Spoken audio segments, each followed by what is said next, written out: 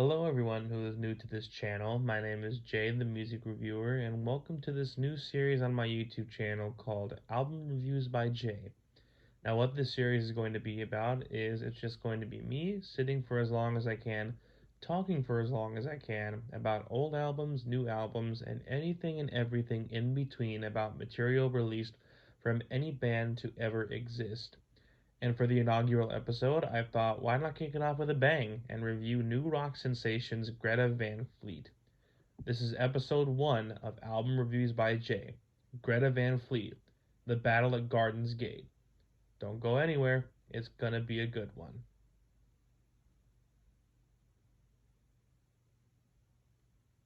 So, who are Greta Van Fleet? Well, the band was officially formed in the year 2012.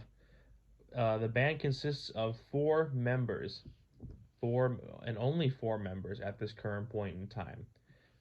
Three brothers and one childhood friend. On lead vocals and tambourine, yes, tambourine, is eldest brother Josh Kiska.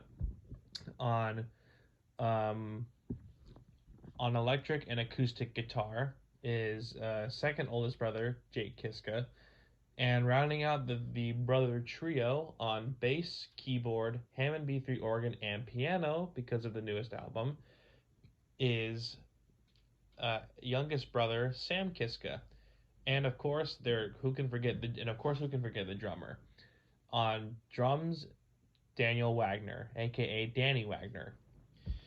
So, where did Greta Van Fleet get their start? Well, they got their start from their parents. Their parents had a bunch of vinyl around their house, and the boys just decided to start listening to them, and they got all of their blues influences and rock influences from all those vinyls. And so around around the year 2012, they decided to put together the band, like I mentioned. But they didn't start releasing material until 2017, specifically April 21st of 2017, when they released their first EP, a four-song EP entitled Black Smoke Rising. Now on this on this EP, it consisted of four songs, with their debut single being called Highway Tune, Safari Song, Flower Power, and the title track of the EP, Black Smoke Rising. And then they got a resounding success with the EP. It took off like a rocket, and everyone was in demand. Everybody was in demand of Greta Van Fleet, and so the people's voices were heard, and they released their what is considered to be by Greta Van Fleet fans their first album of sorts, but it was just a continuation of the Black Smoke Rising EP. So they released an extended version of their EP on November 10th of the same year, called From the Fires. Now, From the Fires included the four original songs that were on the original EP, and also four newer songs. So Safari Song is still on there, Flower Power, Highway Tune, and Black Smoke Rising. But the four newest songs that were on that EP were Edge of Darkness, A Change is Going to Come, which is a cover by Sam Cooke. Meet on the Ledge, which was a cover uh, from the band of the original song, The Lovely Fairport Convention, and and that's it. They only had two covers, and other songs on the EP From the Fires included Talk on the Street, and that was it for the EP. As soon as the next year rolled around, they really wanted to, or fans were wanting them to create a full length album, begging the band to finally into the studio and create a full length album. Well, those prayers and pleas were answered on the date of October 19th, 2018, when Greta Van Fleet officially released their first full-length album of 11 songs.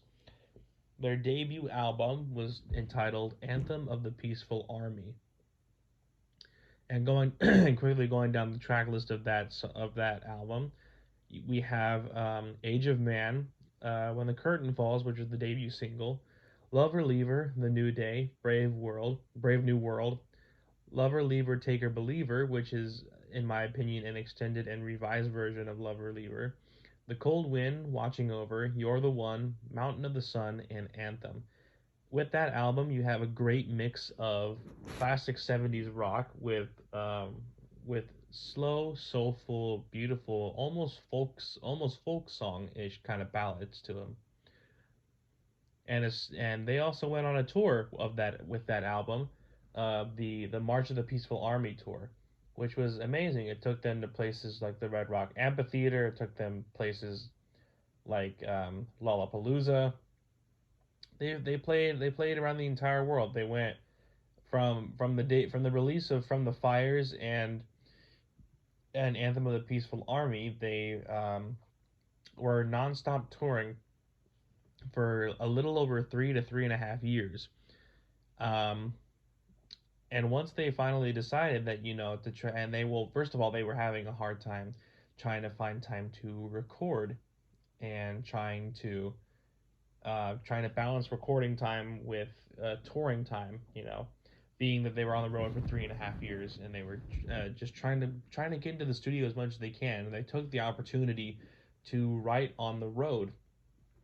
They they would all pile in a giant van and have all their gear in another van behind them, and they would just write songs on the road and keep notes and keep voice memos and music memos in their phones, and that's how they would come up with songs. So it wasn't until I believe late 2019 that the band had finally announced that they were that they had found time to record in the studio, and that they were back in the studio to begin recording or writing their long-awaited sophomore album is what people are calling it. It's their second album. Um, that they finally found time to get back into the studio and finally write and record their second album. And they in which that album is called "The Battle at Garden's Gate," which was released on April the 16th of 2021. Now, this album was had begun being written and recorded around the summer of 2019. So while they were still on tour, basically for all the older material of From the Fires and Anthem of the Peaceful Army. Um, this song longer than Anthem of the Peaceful Army by one song, and it's my job today to go through their entire new album and give my own opinion about the songs and talk about the songs, a little bit of history with the songs, the meanings behind them, the facts behind the album, and just give my own opinion about it. And I hope to anybody who's listening to this on my channel, I hope you like what you hear, and I hope you like what you get to know about the band, and I hope you enjoy or maybe even listen to the band for that matter and become a fan like I did. So why don't we go right into the review of the album with the opening track on the album. Well, first of all, I should mention that there were four lead singles that debuted on this album. The first of which of this new album that we got a taste of was a song called "My Way Soon," which was released around the time of 2020. Now, as we all know about the year 2020, the the whole I don't know if it's still I don't know if it's able to be talked about on YouTube, but we'll just call it the situation. So as we all know, in 2020, the situation happened, and to the band's surprise, it happened, or to the band's surprise, because of the situation happening, they had to push back the release of the album. They had to push back the release of the album because with the album being written and begun writing and recording it in the summer of 2019, the band said that they were pretty much done with the album by the spring of 2020. And because of the situation happening in 2020, they had to push back the release date by a whole year, and that's why it was released now in the spring of 2021. So why don't we go ahead now and well, again, forgetting to mention the debut singles off of this. As I mentioned, there were four of them. The debut singles included "My Way Soon," which was the first, um, "Age of Machine," which was the next released. "Age of Machine" is a sister song to an older song of theirs. The next being "Heat Above," and the fourth and final debut single being a song entitled "Broken Bells." So let's just dive right into the review of the album, starting off with the first track on the album, which was one of the debut singles entitled Heat Above. Now, Heat Above, the band have said that Heat Above is or quite possibly just is the oldest song on the album in general. Heat Above, as said by lead singer Josh Kiska, Heat Above was written over 5 years ago, and as far back as I can think, and I've seen videos of them performing in the year 2016, they were performing Heat Above as an acoustic piece, in a more major key feel, and that major key feeling is still here with what the band has said is now the new revised version. That they said that they took Heat Above off the shelf, dusted it off, revised it, reshaped it, remolded it, is what they said. And once they were satisfied with it, or once they were happy with it, they put it on the album. So in front of me, for those who are listening, I won't be having a video cast, but in front of me I have my laptop with a few facts about each song. And one of the lines in the song is a line at the end of each chorus that says "ascending to the stars as one." Now, there's no chance for people to misinterpret the meaning of that line, "ascending to the stars as one." You know, and because though Heat Above starts the album, then the narrative of the album in whole, the Battle at Garden's Gate, would would conclude with Heat Above. Um, and it's funny because to me, the album is, as sort of described by the band, the album is mostly comprised of the challenges that us as the human race have faced in all of our lifetime, always with an always with an undertone of hope that we're going to get somewhere, that we're going to be fine, that we're going to do all right. Um, but as I've listened to the song many times, and as I've heard described by the band many times, Heat Above is quite literally, in a sense, the idea of what a human utopia, a human utopian society, a perfect society might be like. So the song itself, well, the runtime of the song is 5 minutes and 42 seconds, and it's a five, in my opinion, it's a straight 5 minute masterpiece. Go When I first listened to it the day it released, I was incredibly blown away by what they had written and what they had just put out into the world.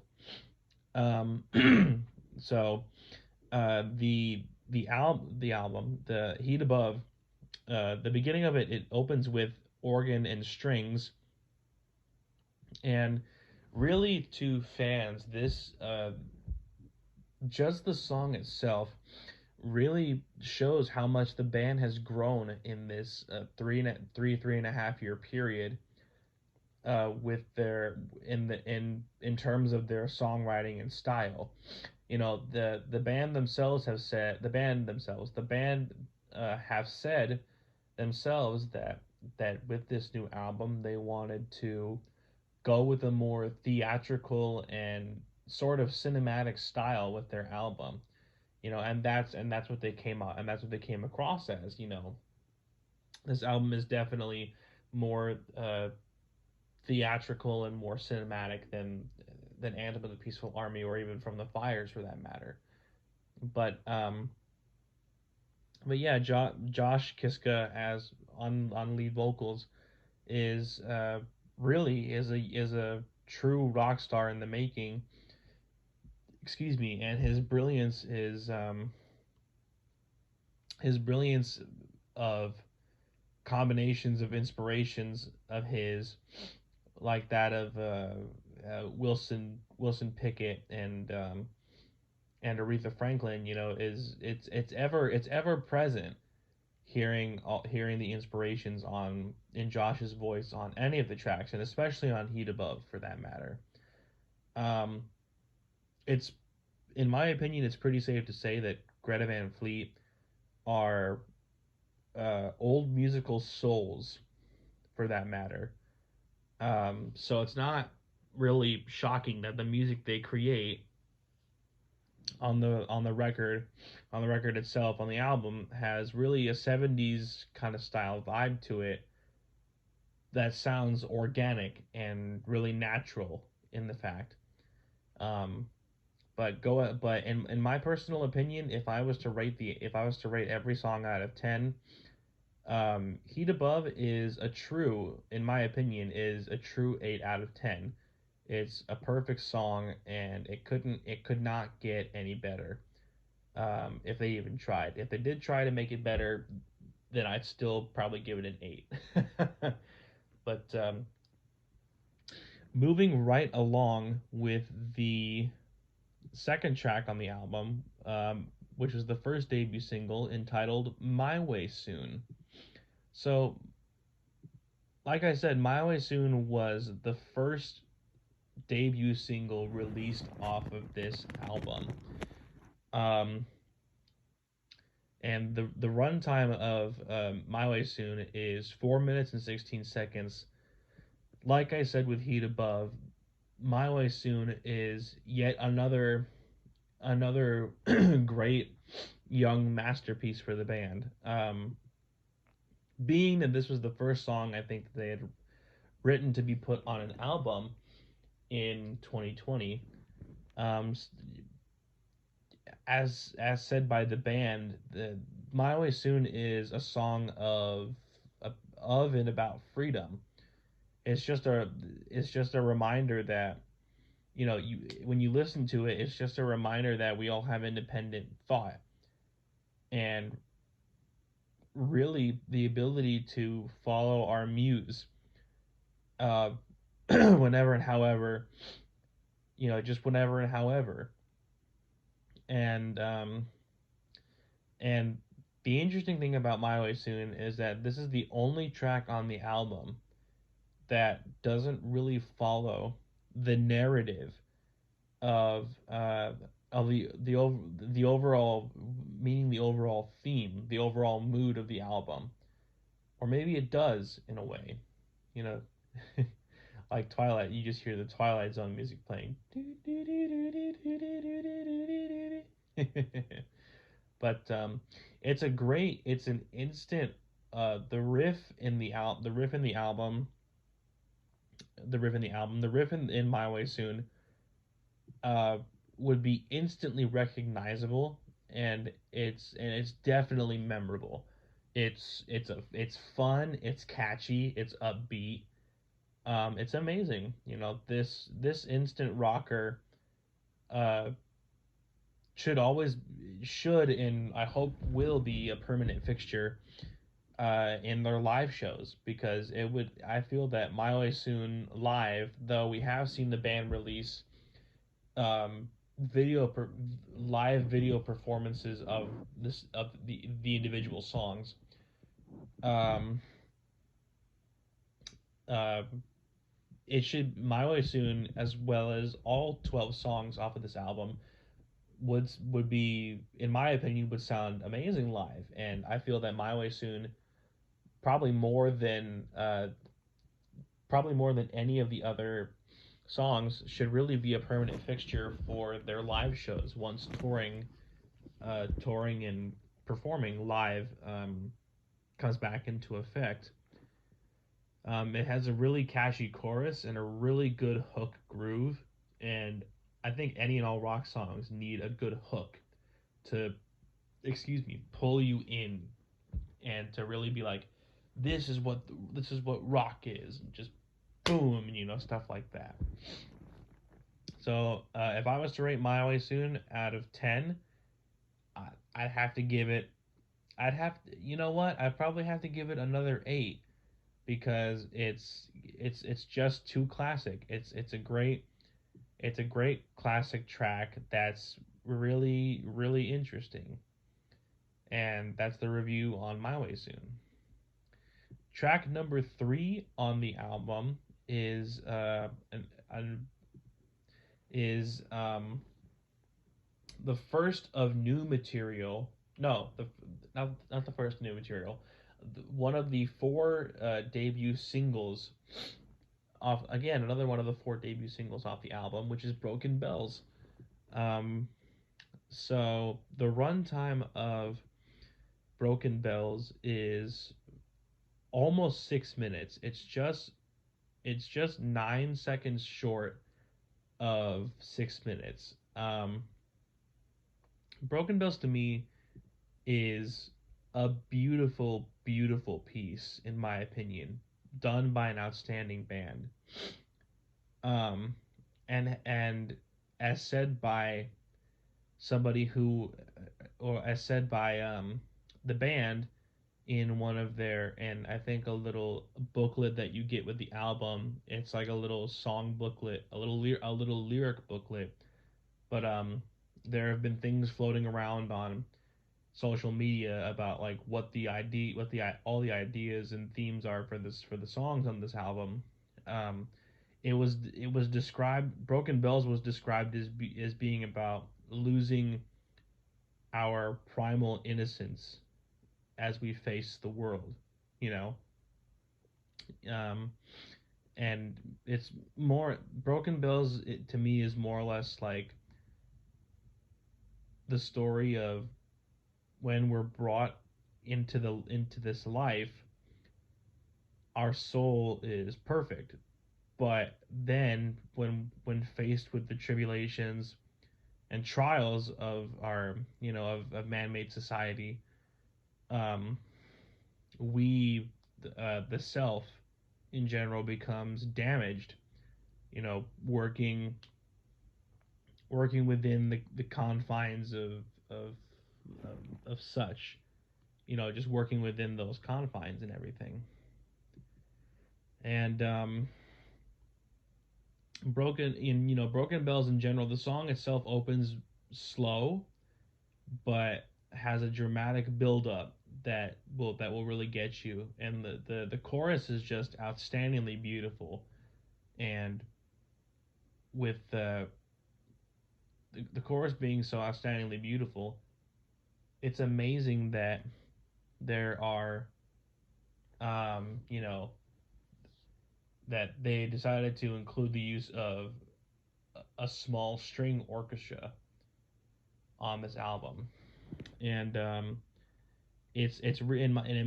my opinion, it's a really must hear track and expands how the band has grown from being on the road for so long, and that they're finally getting to sit down and record something, like they have done in the past, but just record something a little slower.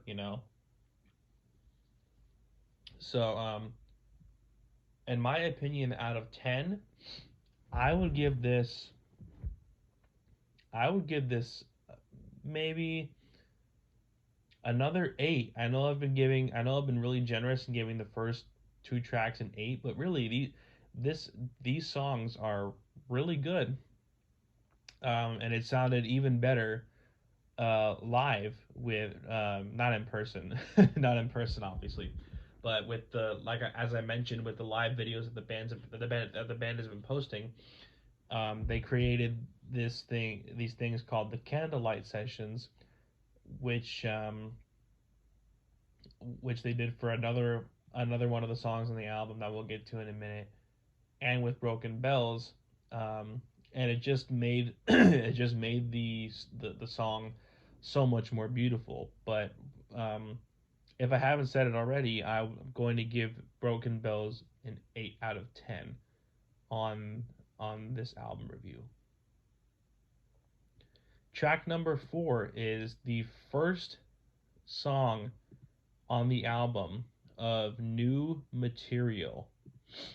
So the song is called "Built by Nations," and it's an incredible song to begin with. It's uh, I have to be honest. If the band is listening to this, "Built by Nations," the first time I listened to it, sounded like the intro to a Black Sabbath track. I'm not going to lie. It sounded like an original like 70s Sabbath intro to a track. Like as soon as I pulled it up to listen to it, I was like, when did Sabbath get back together and record a new song? I was like, whoa. I'm like, I didn't even know that this was Greta. I didn't know Greta could get this heavy with it. I've never said that they couldn't, but I didn't know that it would just be like boom and just be so heavy. The runtime is just a second short of 4 minutes, but oh my goodness, this song is incredible. It's basically telling the story of uh, when little boys go to war, um, like basically a sort of mutiny that chronicles a unit of bewildered, that and a young bewildered soldiers, um, and turns them into young renegades. Um, as they sort of march into the face of death and in the mouth of hell. Uh, Built by Nations really delves into challenging themes. Um, it's a really kind of militant song. Kind of a real military song. Like filled with military moguls and the manufacturing of killing machines and the spirit of just being a warrior. It's instantly a great rock classic that I hope will become a rock classic eventually. Um, just the main guitar lick on this song is incredible. Like I said, it reminded me so much of a 70s Black Sabbath track. It was insane. Um, just the overall tone of this track is just as one fan put it, that it was kind of reminiscent of the rock supergroup Cream, led by, I believe, if I'm not mistaken, Eric Clapton, or whoever whoever it was. Um, the track really it really rocks. It really, if you're a real rock fan, and are open to explore anything in the rock genre, I strongly advise you give Built by Nations a listen. It's a it's a really good instant classic that should be billed as nothing but a classic. Um, and and it really does end with an interesting. It starts with an interesting guitar lick, and it ends with an interesting guitar lick. Personally, out of 10, I think this is the first 10 that I'm going to give. It's because this is the first new material that you hear on the album, and it's in well the first that you haven't heard already from the four debut singles. This is the first new material that you hear off of the album, and you're immediately blown away. Immediately blown away. I was blown away the minute I heard the opening to this song. So this is going to be the first 10 out of 10 on this album. Moving on to track number 5 on this album. Track number 5. And that is the track entitled Age of Machine. Age of Machine is just a few seconds shy of being 7 minutes long. Now, Age of Machine, a lot of fans have noticed that they have that Age of Machine almost in a way not sounds familiar, but the title itself is reminiscent to an older song that they put on their first album, Anthem of the Peaceful Army, called Age of Man. And the band have confirmed that Age of Man and Age of Machine are both sister songs to each other.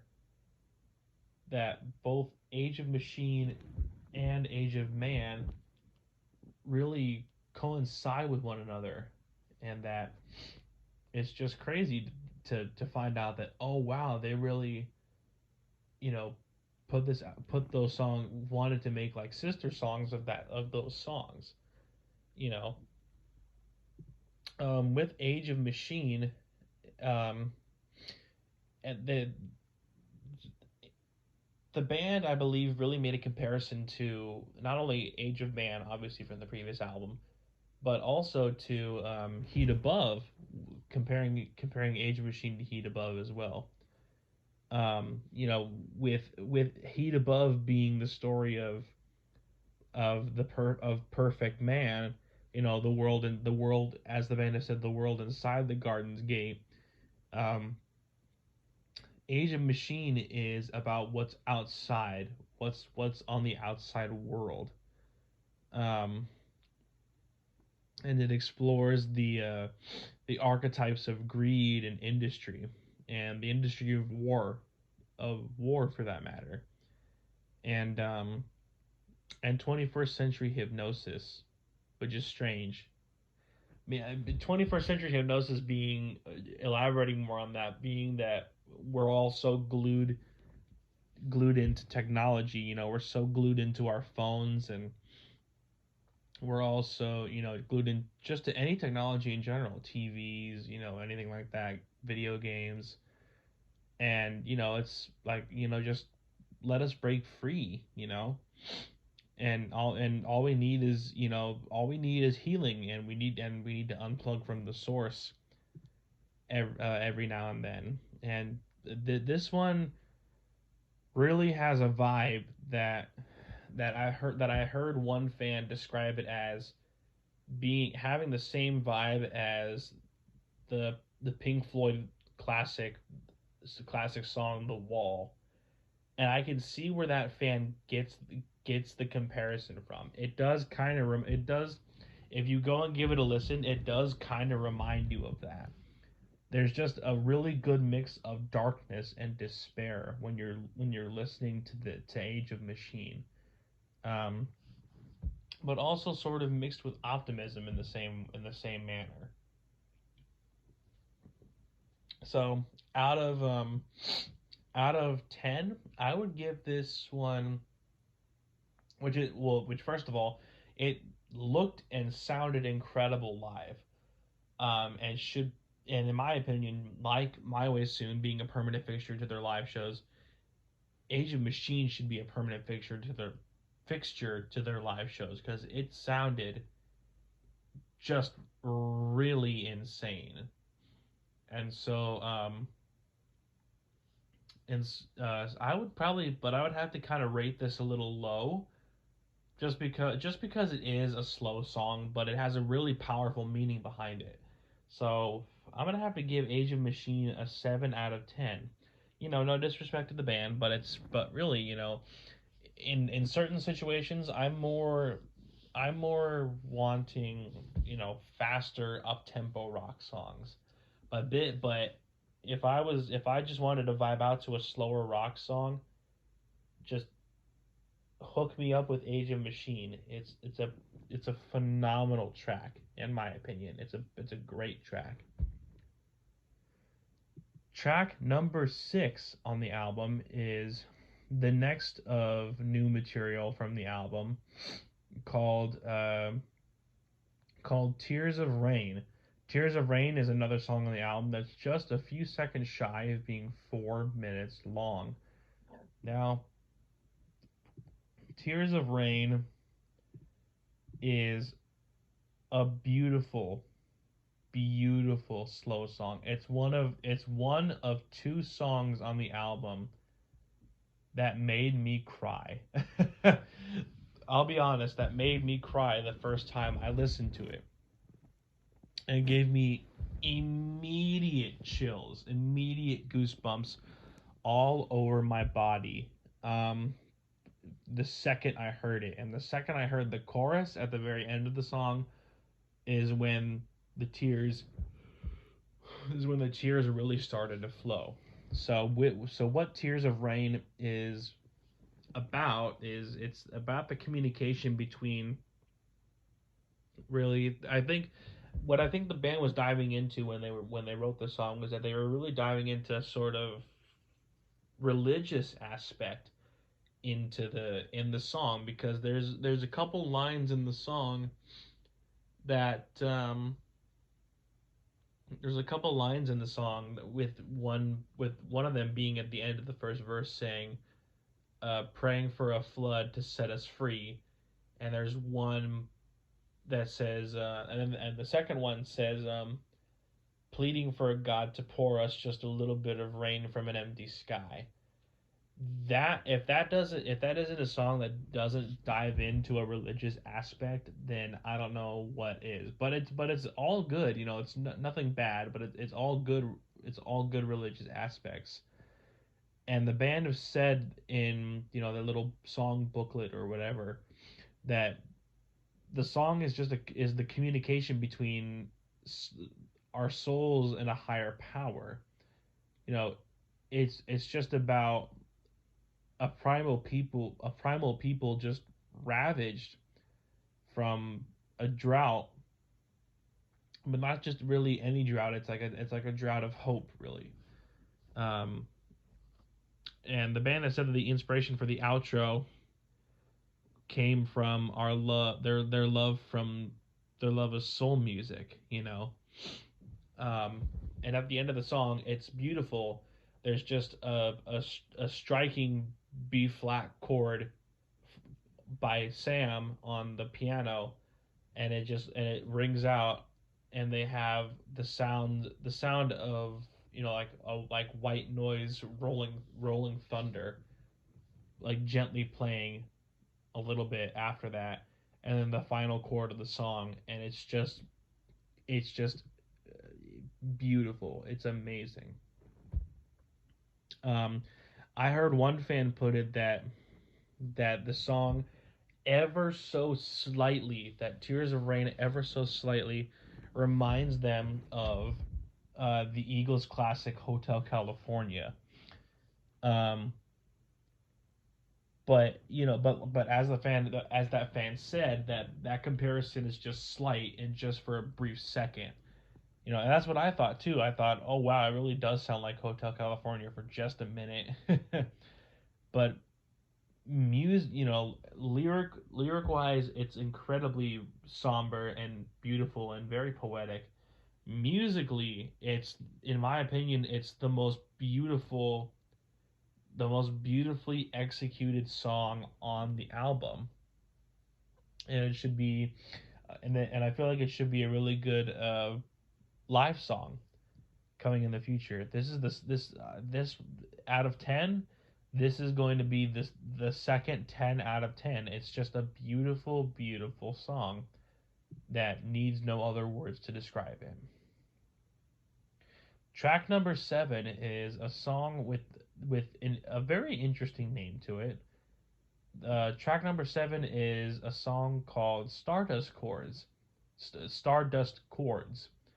and this song is just a second or two shy of being 5 minutes long. Now, Stardust Chords is quite possibly my favorite song on the album. It's incredible. Just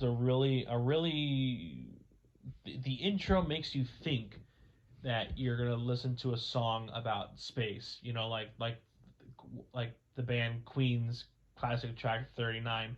39 is about space and the exploration of space. And what I got from hearing the title Stardust Chords, I thought, oh, this is going to be a song about space and astronauts and and planets and stars and stuff like that. Because why not? Because in the name it has star in it, Stardust Chords. But I thought wrong. Um, as it says in the little booklet that the band has provided of the songs, it says that sometimes the most rudimentary inspiration sparks an energy. This song came from two fundamental chords played in repetition to each other. From there, the song evolved. It's taken on many forms in the studio until we cut half of it to add an important introduction. And that introduction, I strongly recommend you listen to it and the whole song in general, because the song itself is incredible, both lyrically and musically. It's crazy.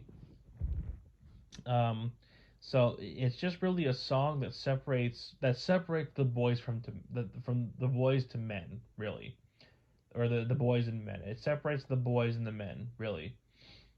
Um, and this is it's really amazingly well written. It's incredibly well written, and it sounds like a really aged anthem, as one fan has put it. And it just, excuse me, it just sounds really good, and it sounds like it's going to be an instant classic. It's this is the third 10 out of 10 that I will be giving on this album so far. And I'm not just saying that because it's my favorite song on the album. I'm saying that because it really is an instant classic that should be looked at, very, very fondly and very well. The eighth song on the album is a track called "Light My Love," and this is the second out of the two songs that literally made me cry on the hearing it for the first time and gave me chills and goosebumps. So, "Light My Love," first of all, you can't get a more beautiful love song name than "Light My Love." It's incredible. As it says in the booklet, it says, "Light My Love" is about the intricacies of passion. It was the first track we recorded to test our compatibility with producer Greg Kristen. Greg Kirsten, uh, the band really sought after working with Greg Kirsten. Greg Kirsten, for those who don't know, worked with worked with the likes of Adele, and worked on the new Foo Fighters record, "Medicine at Midnight," and the most recent Paul McCartney studio album, Egypt Station. So he's a very well known producer. So, and that's who produced the entire album, which uh, who the guy's name is, Greg Kurstin, Qurstin. Is that's how to spell his last name. And really, they said from there we knew that we would be making the record with him, or just the recordings with him, like that. He really gave them not really free reign to do whatever they wanted on the album, but if they had an idea, they would present it to him, and he would give his advice and say, you know what, we could make this better by doing this, or we could make this less by doing this, stuff like that. And I thought that's really interesting, and it's really cool that that's happening. Um, but Light My Love really is, it's a very, from start to finish, it's a very piano driven song. It's an incredibly piano driven song. It's crazy. It's an amazingly cool song. Um, this will be the fourth 10 out of 10 that I'm giving, because it's honestly just an amazing beautiful song to listen to. I strongly recommend you listen to it if you're ever down in the dumps about your love life. Just listen to it, and it'll brighten your day. It really will.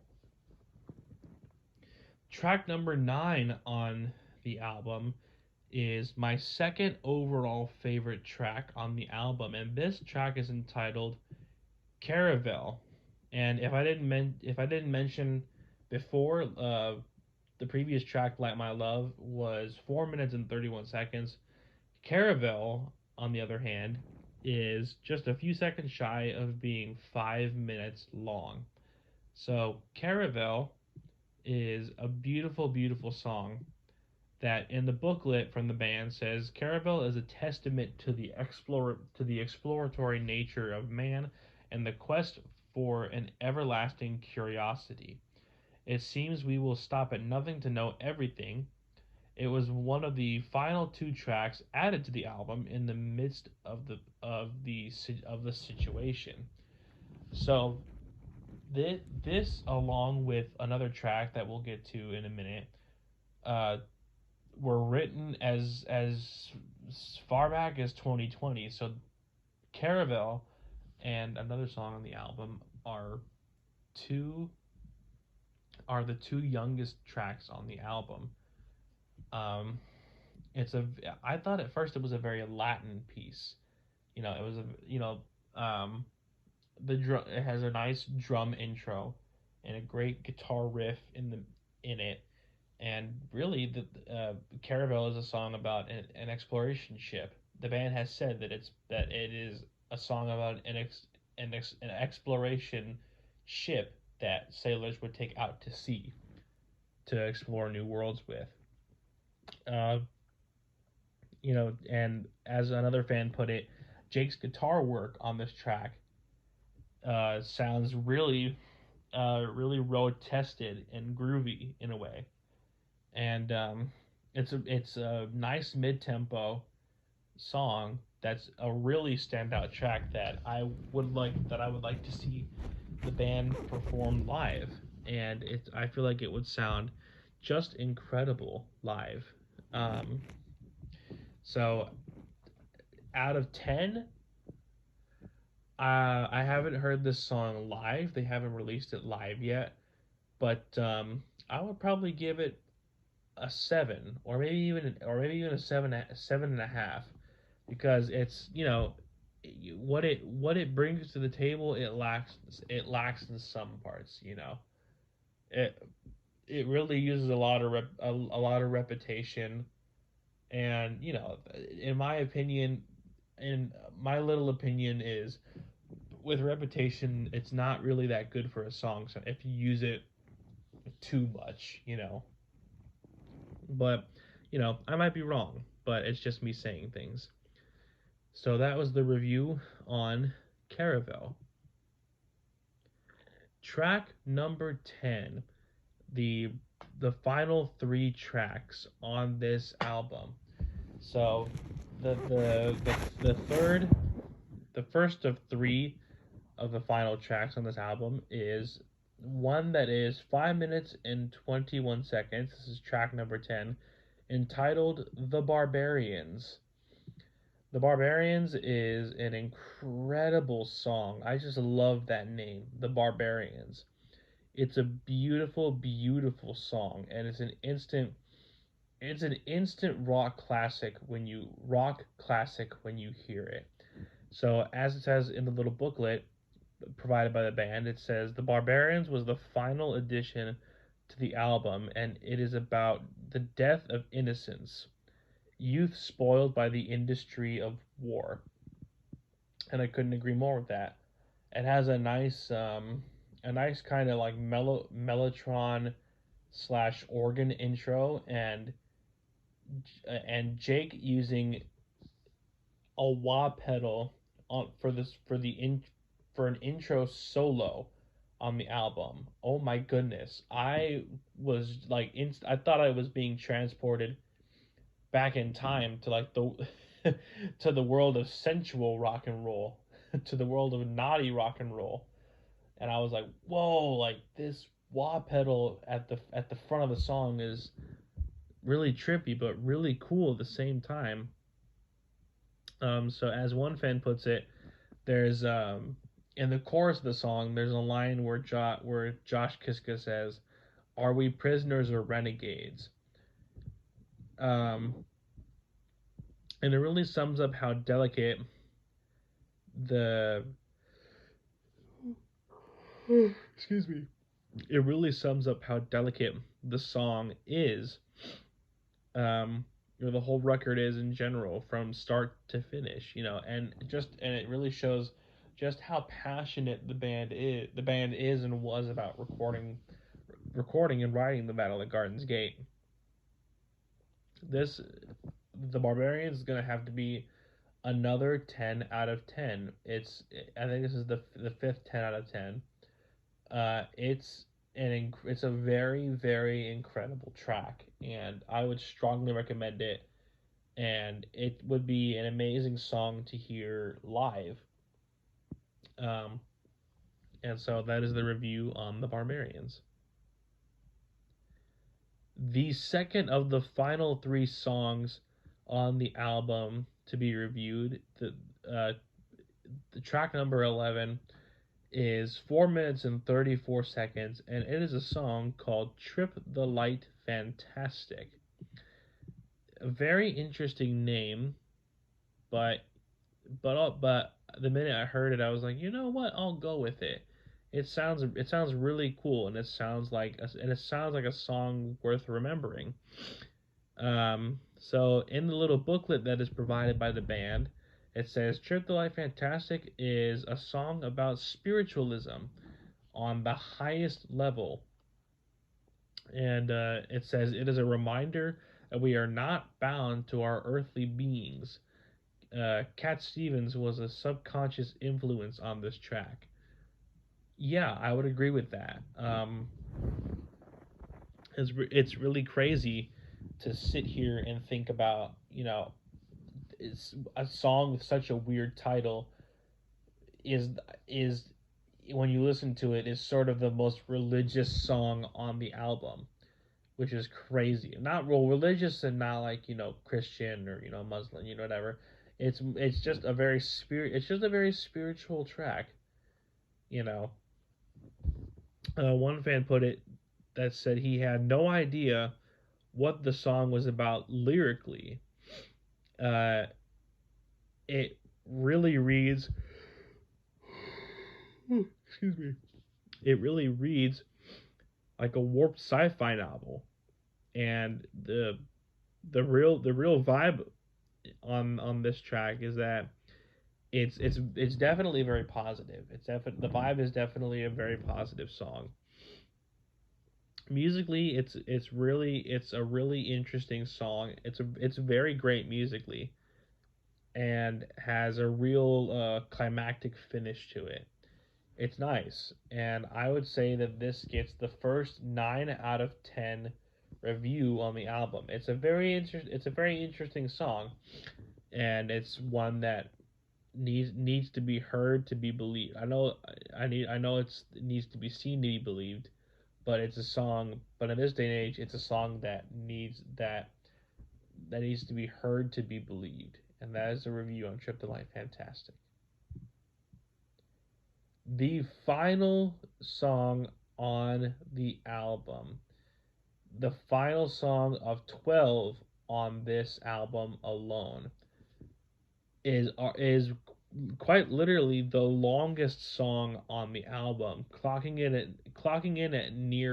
at a near 9 minute piece of material, a 9 minute long song. And that is track number 12. It is a track entitled The Weight of Dreams.